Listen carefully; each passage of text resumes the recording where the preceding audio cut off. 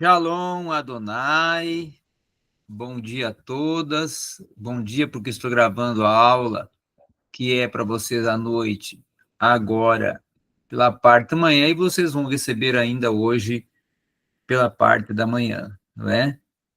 Poderão que vão assistir em outros horários, mas estou dando essa saudação devido estar já no estado ou no período da manhã. E hoje, graças a Deus, a minha saúde já está bem recuperada, né? Então, por isso, já posso estar aqui gravando a aula de vocês e assim também, sexta-feira que vem, estaremos tendo aula normalmente. Na verdade, foi mais de uma semana, começou na terça-feira passada e foi até segunda-feira, provavelmente foi uma dengue que eu peguei, mas já estou restabelecido. E agora vou gravar essa aula e aí sexta-feira nós já podemos ter a aula normalmente no mesmo horário de sempre, né? Acredito que também já nesse momento de sexta-feira que vem alguma de vocês já vão poder estar participando. Vou já compartilhar o slide, hoje é a nossa segunda aula de Atos dos Apóstolos. Sei que devem estar perguntando, mas cadê a avaliação lá dos livros históricos? E aí eu só quero tranquilizar vocês.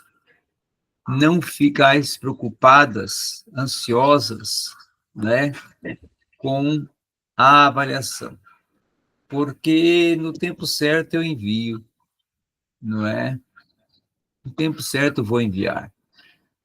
Vamos ver se essa semana eu tiro um tempo, preparo essa avaliação e envio para vocês, para que vocês possam, assim, estar fazendo. Certo? Fiquem tranquilos. O importante para mim não é a avaliação, o importante para mim é o aprendizado. Vocês estarem aprendendo, estar alcançando o entendimento, o conhecimento do assunto, e isso é o mais significativo até do que a avaliação. Às vezes a avaliação, para que serve? Só para mensurar, né, o grau, o nível de desenvolvimento do aluno e também, claro, recompensá-lo com a nota, não é? No caso de vocês, sempre recompensa, porque vocês são alunos que sempre tiram boas notas. Hoje nós vamos, nesta aula, nos concentrar em Atos capítulo 1 e Atos capítulo 2, porque esses dois capítulos, eles são capítulos significativos para nós entendermos todo um conjunto de acontecimentos que vão começar a ser desenvolvidos a partir do capítulo 2, dentro da constituição, formação, não é? Edificação, estruturação, expansão do reino de Deus através dos apóstolos, orientados, guiados, conduzidos, dirigidos, impelidos pelo Espírito Santo, cumprindo assim a tarefa máter de serem testemunhas, não é? O primeiro capítulo do livro de Atos dos Apóstolos, ele inicia, ele propõe, ele desenvolve uma narrativa dentro de um contexto que dos últimos momentos, das últimas horas de Jesus na Terra, ainda na sua participação corpórea, no cumprimento ainda da sua missão. As primeiras reações dos discípulos após a sua ascensão também são constatadas aqui. E as últimas palavras de Jesus também definem a missão dos discípulos, e estas são também válidas até para descrever a missão da igreja dentro do contexto do século XXI.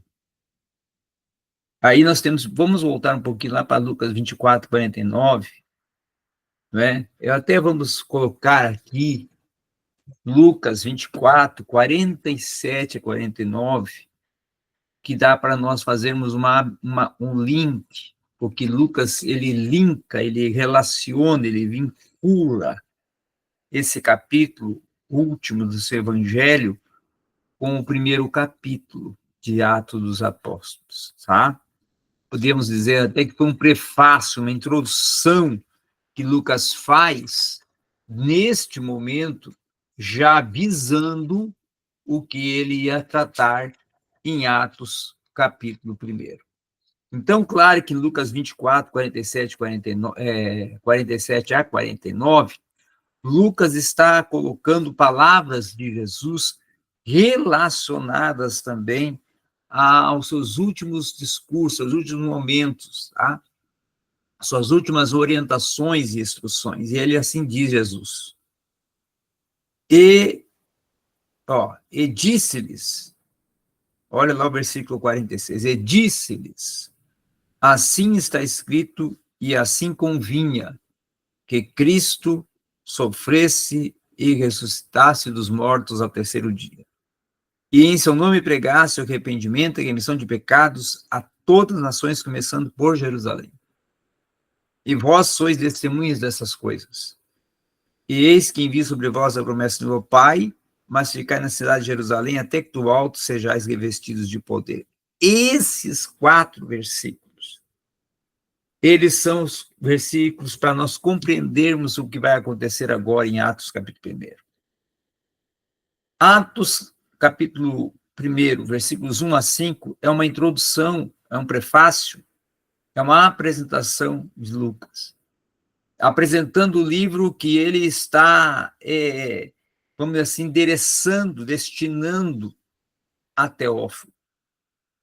E aí nós temos 2 questões importantes, porque Lucas escreve o evangelho destinando a Teófilo, e também o livro de Atos destinando a Teófilo. E aí é uma pergunta, quem era Teófilo? Qual o porquê de destinar esses 2 conteúdos específicos, um histórico e outro evangelho, biografia, narrativa, da missão, da vida, nascimento, vida, missão, obra de Cristo, sua morte e ressurreição, e também até a ascensão, e agora narrar também a parte histórica. O porquê, então, está sendo dedicado a Teófilo. Teófilo era vamos dizer assim, um membro da corte, tá? Uma pessoa que possuía um cargo dentro da corte. E a corte tinha um certo interesse. Muitos membros da corte, muitas autoridades tinham um certo interesse de vir a conhecer mais, com maior propriedade, sobre o cristianismo, sobre esse movimento. Então, primeiramente, Lucas vai escrever para Teófilo, que era uma autoridade, mas era seu amigo pessoal, era um amigo pessoal de Lucas, anteriormente até, podemos dizer, do período lá das suas formações como médico, e quem sabe até estudaram juntos, não quer dizer que Teófilo fosse um médico, mas Teófilo fosse um também estudante no período em que Lucas era estudante, comungavam do mesmo nível social, não é? E com isso, há essa particularização dos fatos, dos acontecimentos dentro dos evangelhos sobre a vida de Cristo, e agora vai relatar com maiores detalhes, propriedades, todo o acontecimento do desenvolvimento, do resultado dessa operação da vida de Cristo, a partir agora dos discípulos que Cristo formou e que vão dar continuidade a esta obra e que vão edificar a igreja que estava sob a responsabilidade deles edificar, que eles queriam edificar.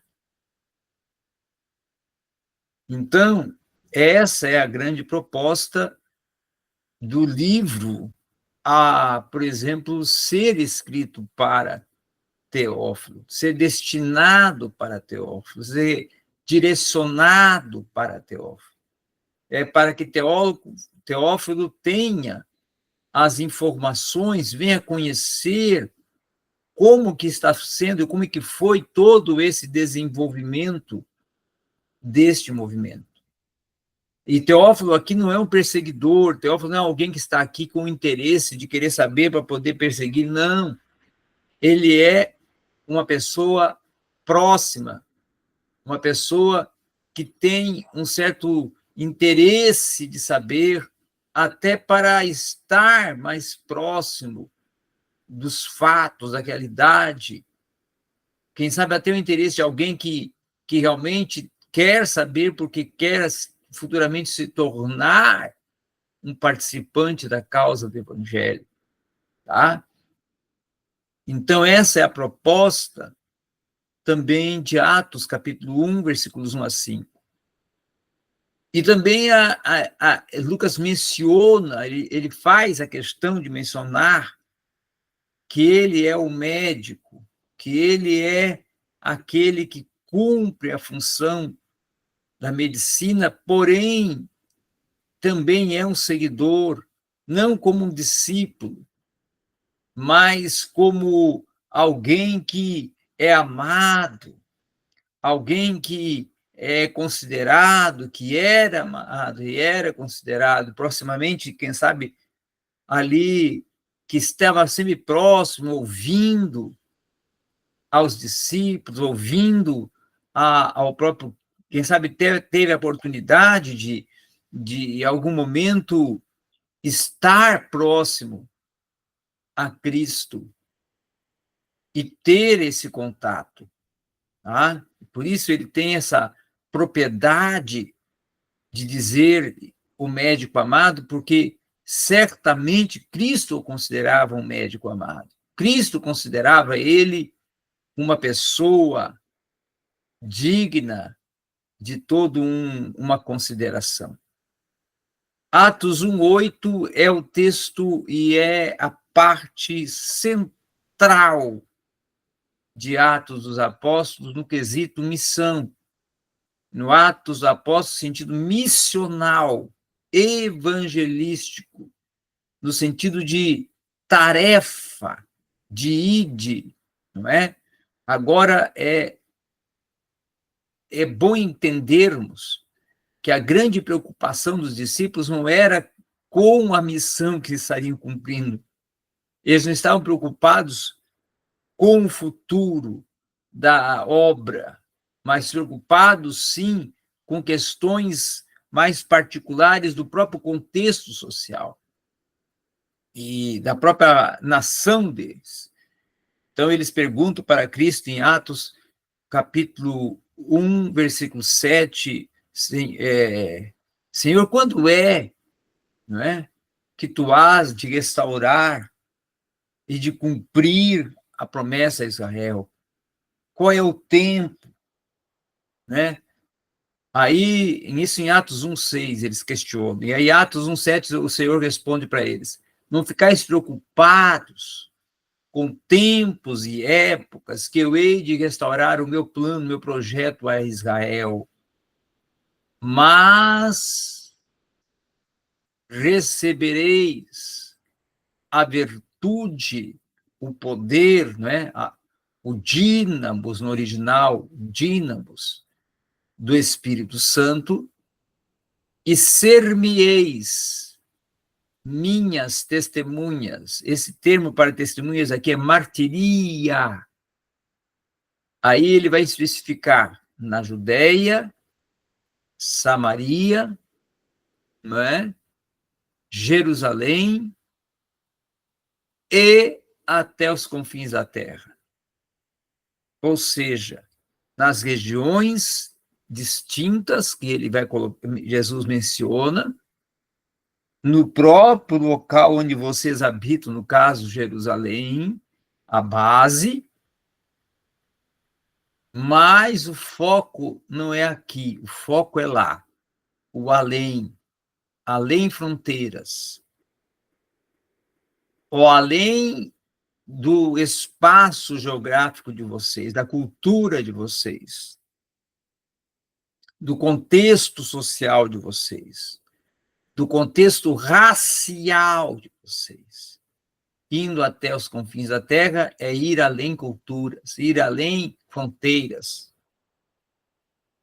Então, essa era a grande proposta, ser testemunha. E testemunha aqui implica um sentido muito importante, conotativo, no que tange a questão do que vinha a ser um testemunho naquela época. O que era compreendido pelo testemunho naquela época. O termo martiria era empregado para aquelas pessoas que viam, ouviam e eram obrigadas a falar tudo que viam e ouviam com pena até de morte, se não cumprisse com a fidelidade e a integridade de narrar tudo que viram e ouviram.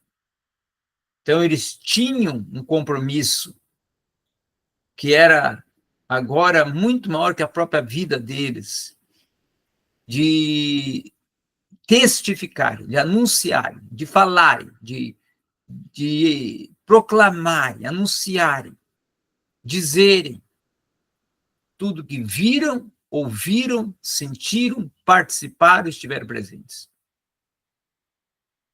Certo? Já o regresso de Jesus, o momento da partida, da ascensão, que é narrado a partir do versículo 9 até o 11, também é uma outra parte de grande significância e importância. Nós temos alguns momentos da vida de Jesus que são significativos. Nós temos o momento da transfiguração, nós temos o momento da sua última oração lá no Monte Getsemane, nós temos o momento do julgamento, da ressurreição, não é? Da morte e ressurreição, né? Da entrega, quando ele diz está consumado, tetelestai. E aí agora nós temos o momento da sua ascensão, do seu retorno ao local de glória. O momento da ascensão, ele está ali no Monte das Oliveiras, a presença dos discípulos, de todos que ali estavam reunidos, e todos o veem corporeamente, porque ele está corporeamente na terra. E como eles estão vendo ele corporeamente, após ter ouvido as suas últimas palavras, agora vão também contemplar esse mesmo que eles estão vendo ali, fisicamente, agora ser transportado, elevado, sair da terra, com esse mesmo corpo e começar a ser levantado. E lá nos ares, então no momento que vai se levantando, que vai saindo o corpo da terra, esse corpo já está em estado de glória. O corpo estava terreno aqui, estava numa hipostase divino-humano, material e glorificado ao mesmo tempo. Mas agora, quando entra e começa a ser levitado e entrar na esfera do ar e começa a subir, não é? A ser ascendido, subir, ser elevado, está em estado de glória total, plena. E eles vão vendo a luz, claro que eles veem a forma corpórea, mas aí, a partir do momento que vai subindo, eles vão ver só a claridade da glória, a luz da glória. Até depois não verem mais a luz desaparecer do olhar humano. Então, é o momento da partida, é o momento do retorno, é um momento de voltar ao estado pleno de glória, de voltar a estar à destra do Pai, de assumir ou reassumir a sua condição em glória total, plena, à destra do Pai, não é? E agora, a partir do versículo, desse acontecimento, do versículo 9 e 11 da sessão de Cristo, agora os discípulos é com eles. Isso não quer dizer que estão sós. Não, o Espírito Santo está com eles. O Espírito Santo é como se fosse o Emmanuel, eu estarei convosco, através de quem? Do próprio Espírito. Ele tem a responsabilidade agora de estar neles e com eles e por eles. Então, Atos 12 a 14 é o momento da unidade deles se unirem, e o princípio e o propósito central dessa união é unirem já para começar a viver uma vida de oração, porque sabem que a única forma de estarem agora falando, conversando, pedindo socorro, orientação e direção para Cristo é através da oração, porque ele não está mais presente em corpo com eles. E aí, aqui nós vamos ver no versículos justamente 12 a 14, já um momento dessa proposta de viver uma vida agora de busca constante. E então eles retornaram para Jerusalém, do monte chamado das Oliveiras, o qual está perto de Jerusalém, uma jornada de um dia de sábado. E entrando eles subiram à sala superior, onde se encontravam Pedro e Tiago, João, André, Felipe, Tomé, Bartolomé, Mateus, Tiago, filho de Alfeu, Simão, o Zelote e Judas, irmão de Tiago. Todos esses continuavam unanimemente em oração e súplicas com as mulheres e Maria, mãe de Jesus, e com seus irmãos. Então, aqui já iniciou a formação de uma preparação para aqueles que seriam a futura igreja, que seriam a primeira estrutura da igreja. Agora, na sequência, eles têm uma responsabilidade muito grande, que é escolher quem irá substituir ao Judas Iscariotes, não é? Que, no caso, foi o traidor e tinha sido que ele próprio se matou, então foi morto enforcado. Então, já nós vamos ver, a partir dos versículos 15 ao 26, essa decisão. Esse momento em que estão reunidos com o propósito de virem a tomar a decisão de quem vão escolher, tá? Então, no versículo 21 há uma pergunta. Portanto, desses homens que nos têm acompanhado todo o tempo em que o Senhor Jesus entrou e saiu dentre nós. Então, era alguém que estava com eles, que já tinha uma vida de acompanhamento deles quando Jesus também estava ali presente.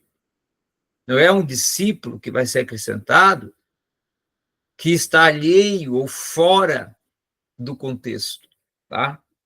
E aí vocês vão ver ainda que a outra questão que está mais implícita no versículo 22, que ele coloca aqui, começando desde o batismo de João até o dia em que dentre nós ele foi levado para cima, um deles seja herdado para ser testemunha conosco de sua ressurreição, de sua ressurreição. Ou seja, alguém que não nasceu agora no Evangelho, mas que já acompanhava a nós desde lá do início de tudo. Não fazia parte diretamente como nós, do grupo dos apóstolos, discípulos, mas estava próximo. Era um dos ouvintes, era um dos participantes, fazia parte do público que assistia seus ensinos, seus sermões, que o acompanhava, que o seguia. E aí, nesse momento, o versículo 23 é colocado: e eles apresentaram dois, José, chamado Barsabas, que tinha por sobrenome de Justus, e Matias. E eles oraram, e aí aqui está um ponto de uma importância, de saber como que foi tomada a decisão. Oraram, dizendo: Tu, Senhor, conheces os corações de todos os homens, mostra qual desses dois tem escolhido. Então, a decisão não veio deles propriamente, veio de Deus. Deus os orientou para que ele tome parte nesse ministério e apostolado, do qual Judas, por sua transgressão, caiu, para que ele pudesse ir para o seu próprio lugar. E eles tiraram a sorte. Esse tirar a sorte é tomaram a decisão. Tá? E a decisão caiu sobre Matias. E ele foi contado com os 11 apóstolos. Então, Matias, agora aqui, é um sucessor que possui todas as mesmas credenciais do que possuía, no caso, o mesmo Judas, o traidor, mas não, claro, que o mesmo caráter de Judas traidor, mas que, no sentido de ser um discípulo que tinha conhecido a Cristo, próximo de Cristo, mesmo sendo discípulo, era alguém que o seguia desde o princípio da jornada de Cristo na Terra. Porque muitas pessoas, muitos homens, mulheres, seguiam a Cristo desde o seu princípio, desde os seus primeiros momentos de ensinamentos, de mensagens, de milagres, de sinais, e essas pessoas cumpriram uma atividade próxima, mesmo não sendo discípulos. E isso foi um fator que foi pensado, calculado, mensurado para a escolha de Matias. Tá? Agora, vamos em frente para o nosso próximo slide. Já falamos do Lucas, o médico amado. Agora vamos falar já das sócios expectativas, nós também já falamos, da missão dos discípulos, não é? Do testemunho, da importância da testificação, tá? E aqui eu só gostaria de acrescentar a orientação da missão que o próprio Cristo vai dar a eles, que é o local aonde eles devem ir e como fazer, e a Cristo até já tinha dado, né, o que eles deveriam fazer lá em Lucas capítulo 9, versículos 9, capítulo 9 e 10, tá? Sobre o regresso de Jesus, nós já falamos, da ascensão. Tudo são partes que nós já falamos, da unidade de oração já falamos, do sucessor de Judas já falamos. Agora é o momento de Atos 2. O Atos capítulo 2 é uma parte, é um capítulo que tem que ser tratado e observado para compreender a essencialidade da proposta e também do que está acontecendo. Primeiramente, Atos como o capítulo inaugural da formação e nascimento da igreja, ele está acontecendo num momento histórico, cultural, que ocorria todo ano em Jerusalém. A cidade de Jerusalém, ela comportava certo? Cerca de 30 mil pessoas que habitavam nos seus limites, que habitavam dentro da cidade. E quando ocorria o dia da festa do Pentecostes, que era uma festa de entrega das primícias, que era uma festa de celebrar a colheita, então vinha para Jerusalém aproximadamente mais 70 mil pessoas de várias nacionalidades, de uma diversidade de culturas, etnias, dialetos, e isso implica que tinham idiomas distintos, tinham dialetos distintos, culturas distintas. Então, ali em Jerusalém, nos dias dessa festa, havia uma miscigenação cultural, social, antropológica, idiomática, que estava presente naquele local. Com a proposta de, claro, o primeiro dia, cumprir o ritual da festa, que era apresentar e entregar as primícias da colheita, e aí retirar os outros dias para a grande festa, que era uma festa, na verdade, até de contexto carnal, aonde dançavam, bebiam e praticavam muitas coisas que eram erradas, contrárias, havia muita devassidão, e em meio a todo esse contexto, os 120, que já era um grupo de seguidores que já estavam presentes no momento da ascensão e continuaram unidos em oração, e agora vão se direcionar para Jerusalém também, participar da festividade, mas com outro intuito, com uma outra proposta, esperar o cumprimento da promessa, porque ali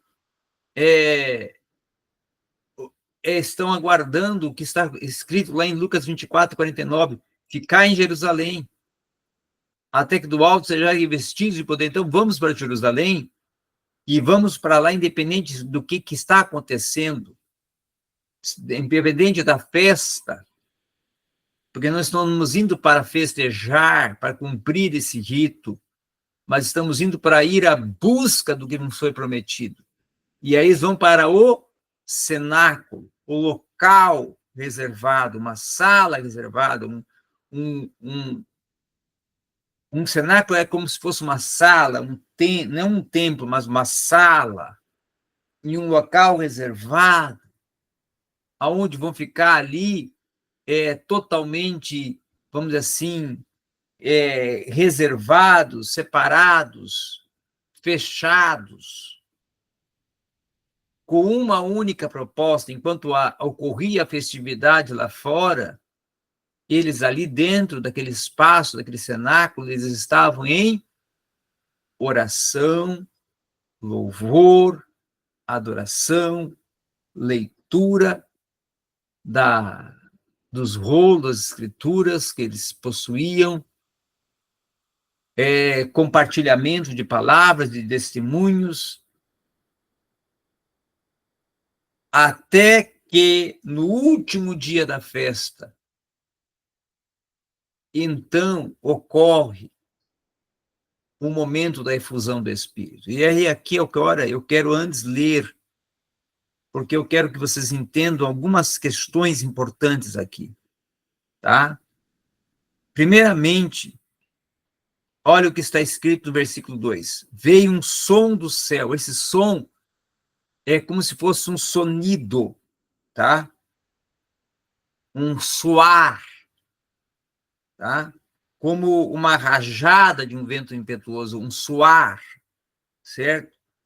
e encheu toda a casa que eles estavam sentados. Então, houve um fenômeno físico no momento da efusão. Houve um fenômeno como de uma teofania no momento da efusão.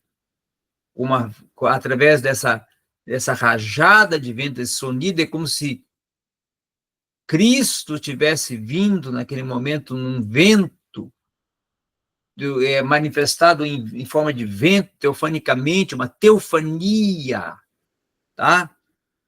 E também apareceram, aqui vem a evidência, aqui já é o sinal e evidência desse acontecimento, que é acontecimento do revestimento, da descida do Espírito para habitar dentro. Por isso é batismo no Espírito, dentro do ser, do corpo, entrou no corpo, entrou no íntimo, entrou no ser, absorveu o ser, né? Empoderou-se do ser. E aí foram cheios, apareceram línguas como de fogo. Então, não é, quer dizer aqui, por que a expressão ou a utilização da expressão fogo, certo? Línguas como de fogo, certo? Que se repartiram e pousaram sobre cada um deles. Primeiro, fogo para indicar 3 questões. Primeiro, glória. Segundo, manifestação celeste, divina. E terceiro, purificação. Quarto ponto é que as línguas se partiram por quê? Porque diversificaram. Não foram línguas que cada um falou igual, cada um falou línguas distintas, línguas diversas, certo? Porque vejamos aqui que está na sequência, tá? E todos começaram a falar outras línguas, ou seja, glossolália. Temos a xenolália, são línguas que são conhecidas, línguas que são faladas e que a pessoa pode aprender. E tem a glossolalia, línguas que são desconhecidas e que a pessoa recebeu através da manifestação do poder, de uma ação sobrenatural, de uma intervenção sobrenatural, fenomênica. E com isso, agora falou, enunciou, verbalizou línguas, idiomas, dialectos, que não eram próprios deles. Vejam aqui que está agora narrado aqui. E todos estavam atônitos, tá? E maravilharam-se, dizendo aos outros: vede, não são galileus todos esses que falam? Ou seja, não, parafraseando aqui, como estão falando línguas, idiomas, dialectos, que não são nativos, próprios deles, e que nem eles têm condições de ter conhecido. Aqui está uma indicativa também que fortalece, fundamenta, sustenta a manifestação da glossolalia, tá? A ocorrência da glossolalia através de um fenômeno, de uma ação sobrenatural. Como ouvimos cada homem em nossa própria língua em que nascemos. Então, a proposta aqui, que eu quero colocar também, que em Lucas, em Atos, as línguas não é para edificação, como em Paulo, em 1 Coríntios, capítulos 12 a 14. Não. Aqui em Lucas não é para edificação do corpo, não é para edificação pessoal, não é para edificação da pessoa, né? Quem fala em línguas edifica a si mesmo, como Paulo explicou lá em Coríntios, mas não é aqui. Aqui o propósito é outro, a proposta é outra. A proposta de Lucas é línguas com fator missional. Estão falando em outras línguas, em outros idiomas, em outros dialetos que não são próprios deles, com uma proposta. Qual? Está implícita aqui. Lucas faz questão de colocar. Olha o que Lucas coloca. Eu vou ler com bastante pausa para que compreendam qual é a proposta inicial deste momento. Como ouvimos, cada homem em nossa própria língua em que nascemos. Então, cada um ali estava ouvindo o que estavam falando na sua própria língua, no seu próprio idioma. Então, eles se tornaram testemunhas autênticos do Evangelho, estavam narrando as maravilhas de Deus em línguas que não eram nativas próprias deles, eram desconhecidas deles, mas que os que estavam à frente, que faziam parte do público, 70 mil ali, ouviam, entendiam e sabiam o que era. E aí vem a sequência, quem estavam, as nações que estavam presentes. Tá? Haviam partos, haviam medos, elamitas, os que habitam a Mesopotâmia, a Judéia, a Capadócia, o Ponto e a Ásia, a Frígia, a Panfilha, o Egito, as partes da Líbia, junto a Cirene, estrangeiros de Roma, judeus e prosélitos, cretenses, árabes, e todos os ouvimos falar em nossas próprias línguas as obras maravilhosas de Deus. Então, a proposta aqui era totalmente missional. Eles estavam transmitindo as maravilhas de Deus, as obras de Deus, testificando, anunciando, profetizando em línguas desconhecidas para eles, por isso glosolalia. Muitas dessas não eram que eles falavam, alguns falavam idiomas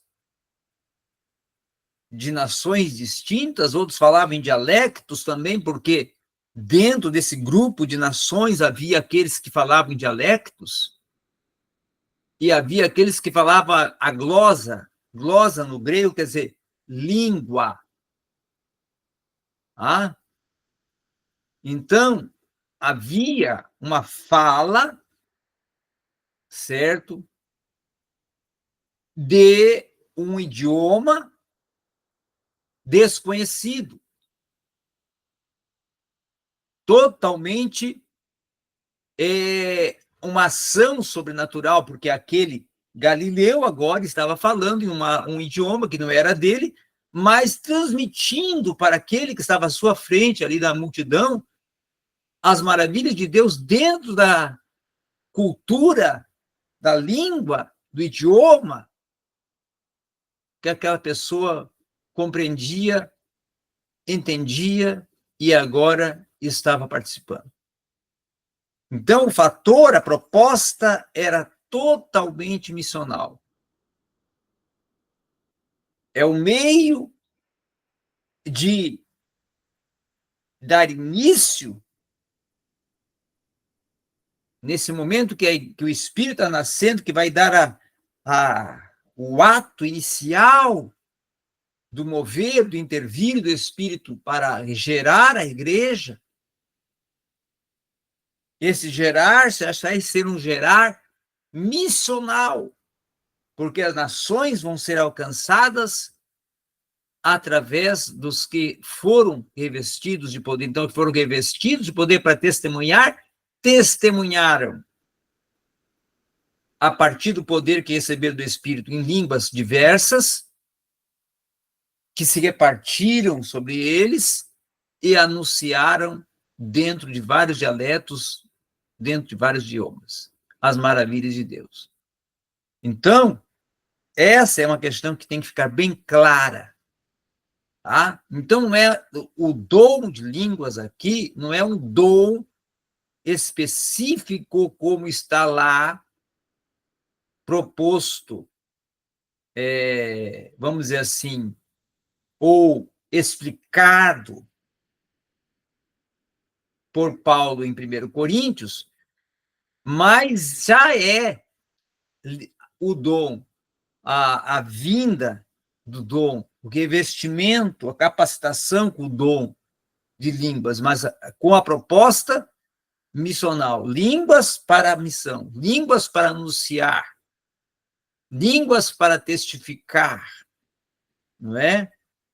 Então, esse foi o sentido aqui em Atos 2, tá?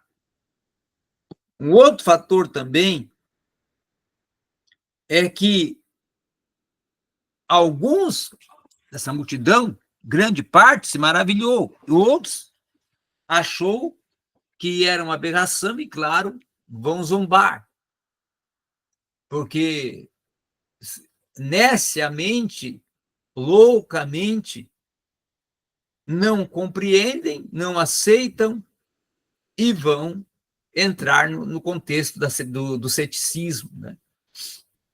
E vão zombar. Nesse momento, Pedro entra em defesa, prega, e a primeira pregação de Pedro, que é, na verdade, uma apologia, uma defesa, não é? E que vai resultar, mais tarde, na conversão de 3.000 almas. E alguém pode perguntar assim, mas se tinha 70 mil, só por que só converteu 3.000? E se ouvir as maravilhas de Deus todos, dentro de suas próprias línguas, poderiam ter se convertido, então, quase toda a multidão? E por que não se converteram? Porque missões e a proposta que Cristo estava colocando ali é que não seria tudo assim, um estalar de dedos, não seria tudo tão facilzinho assim, não. Haveria, assim, muitos desafios, muitas lutas, muitas perseguições, muitas batalhas, e a aceitação não seria de imediata. Então, claro que é uma pequena porcentagem, 3.000 para o número, não é, de pessoas que chegavam a um número de quase de 100.000 pessoas ali presentes, representadas, mas já era um número significativo dentro da proposta, da missão, da intervenção e do agir, do operar de Deus, certo? Então, é isso que devemos considerar também. Uma outra questão também a colocarmos aqui, que a igreja inicia em meio a um sermão que é pregado, a uma mensagem sobrenatural das línguas, a uma mensagem inspirada pelo Espírito de Pedro, a entrega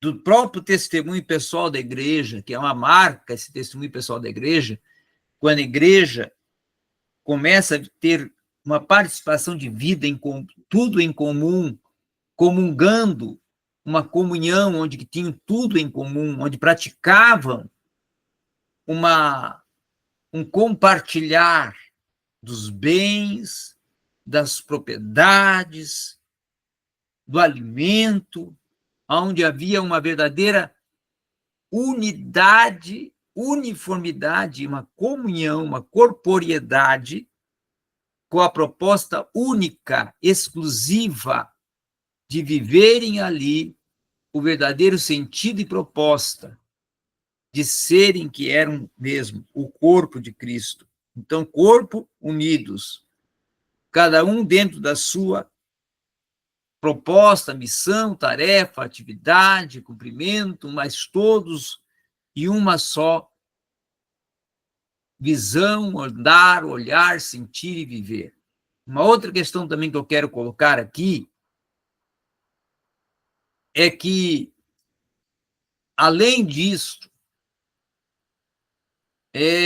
havia uma diversidade de uma manifestação de dons já no início da igreja ali, que iniciava, aonde havia, além desse compartilhar, dessa comunhão, desse escutar as boas novas em sua língua, mas havia também um dom que se repetiu e se manifestou em outros momentos, como nós vamos ver na casa de Cornélio, como nós vamos ver depois nos ensinamentos de Paulo.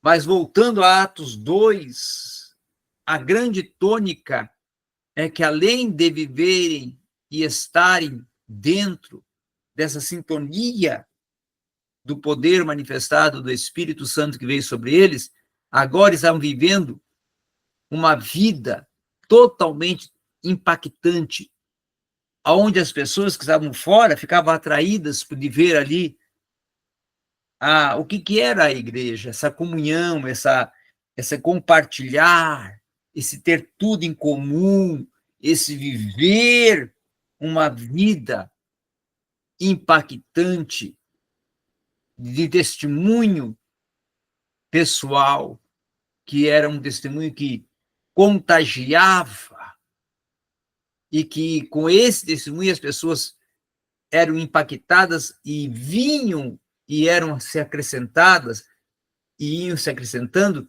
e a igreja ia crescendo e proliferando a cada dia um número de congregados, de membros, de participantes, de todos aqueles que estavam agora acrescentados ao reino, à igreja.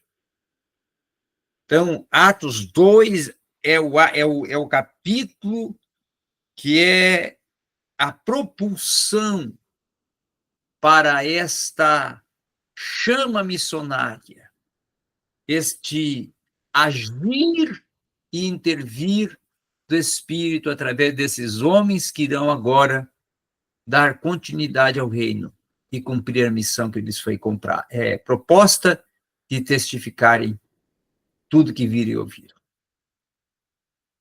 E que assim começam a fazer, começam a desenvolver, e nós vamos ver a partir do capítulo 3. E, é claro, já começa a vir os desafios, já começa a vir as perseguições, mas a cada momento de desafio e perseguição é uma vitória conquistada, é um aperfeiçoamento alcançado, é uma etapa vencida. E aí nós vamos acompanhar isso capítulo por capítulo, e conjunto por conjunto de blocos, né, de capítulos, para irmos compreendendo toda a dimensão deste livro. Obrigado a todos e até a próxima aula.